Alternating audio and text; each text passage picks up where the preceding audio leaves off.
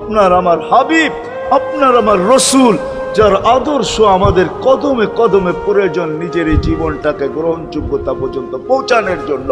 উনি কবর থেকে উঠবে, ওয়াহুয়া ইয়াবকি ওয়া ইয়াকুল, কাঁদতে কাঁদতে উঠবেন আর বলতে বলতে উঠবেন, জিবরিল আইনা উম্মতি, আমার উম্মত কোথায়? হায় হায় হায়। আসেন আজকে এই সিরত কনফারেন্স থেকে আমি তো আপনাদেরকে বুঝাইতেছি, আমার মন চায় জিনদেরকেও বুঝাই, ওদেরকে পাইলে ওদেরকে পায়ে ধরা বুঝাইতাম। জিন ইনসানকে বলতেছি, আসেন আজকে এই মজমার থেকে নবীর আদর্শ শিখেন।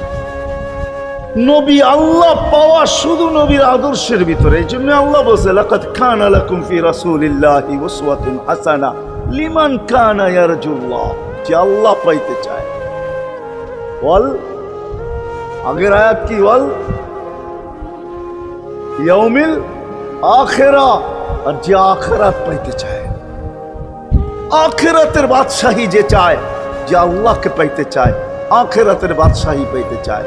দুনিয়া 60-70 বছরে এখানে পাইলো যেমন, না পাইলো তেমনই। যে পাইছে তার জন্য সূর্যের গতি যতটুকু, ঋতু তার জন্য যেমন, ঘড়ির কাঁটা তার জন্য যেমন, যে পায় না তার জন্য সমানই। এখানের জীবন কাটা যাবে।